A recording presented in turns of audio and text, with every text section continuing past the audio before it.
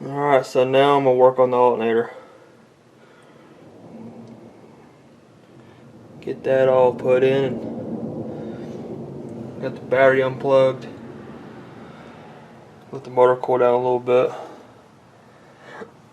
Should be pretty cool now. It's been sitting for about 45 minutes to an hour. So we're going to get started pulling this belt off. And just got these T-bolts to take off. And we'll be ready to roll.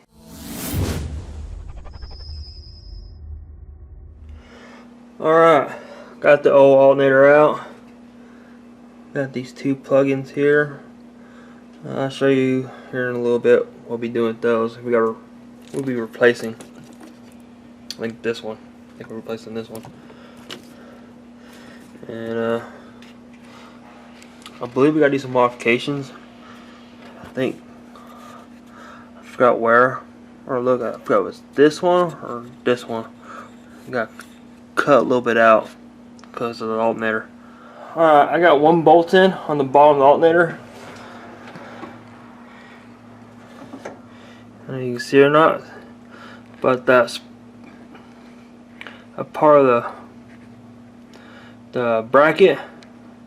We're going to mark that off to where it's clear, and we got to cut that out. Alright, I made my marks. It's kind of sloppy, but I got a mark there and a mark here. That's what I need to cut out. So I'm going to grab my grinder and cut it out, and she should fit. Alright, got her cut out. You got to be really careful. The AC line right here, barely nicked her. But you keep in mind there's an AC line there. Tied off my water hose back with some speaker wire. Does the job. And I got all these metal shavings everywhere. I'm just gonna blow this off with the air compressor, and we'll get her the install going. Alright, got all my wiring done. The kit came with a new one of these regulators. So on the old wiring, you got the green with the red line, or green with the red line on it, and a solid yellow wire. You connect it to the yellow, and the green with the red line on the new regulator. On the white line, you connect it. You have this guy right here, a single plug.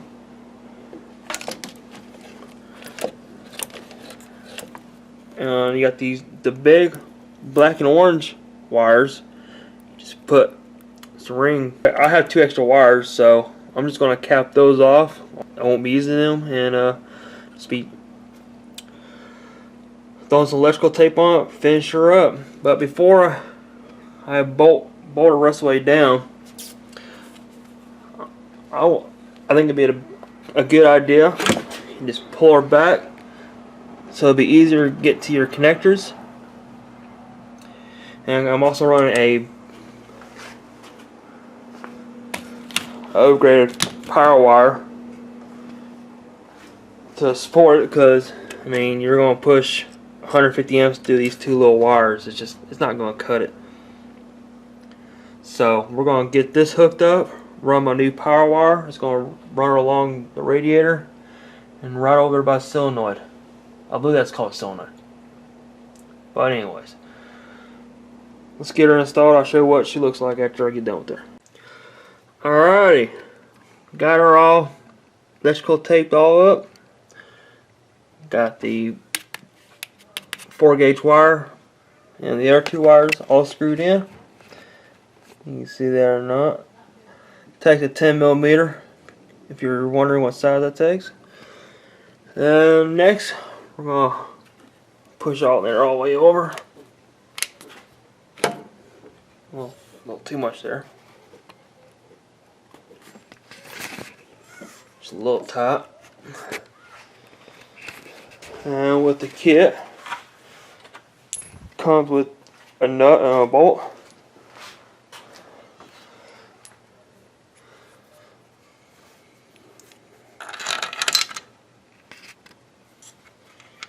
Just put her through and kind of do this one-handed.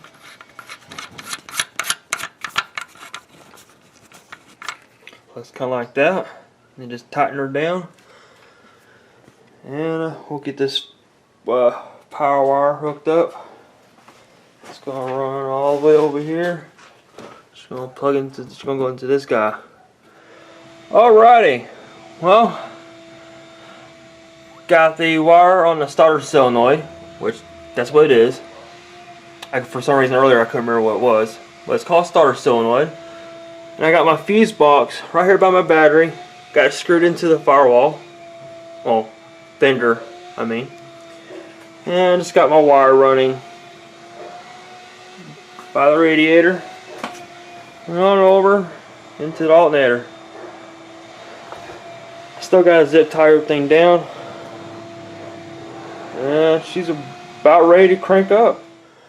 Alrighty, well, she is installed and complete. Start her up. It's running good. She's pumping out 14.4 to 14.5 volts at idle. Now you probably noticed I have this wire on this side. Yeah, I noticed it after I stuck it on and fixed it on the right spot. Also too, late model restoration didn't say is gotta get a bigger belt. Bigger belt, because this pulley's bigger. And I have my, I'm not sure you can see that or not, my smog pump's been deleted, so I had to get a bigger belt. Well, there's the belt I got it from O'Reilly's. There's the number to it, so you will definitely need a bigger belt for this alternator. But overall, it's doing good. Turn the headlights on, doesn't even knock her down. Unlike the other alternator, you turn the headlights on and you can hear the engine tone down. But now this new alternator does good. Good upgrade. But other than that, that is it. I'm calling it a night. See you later.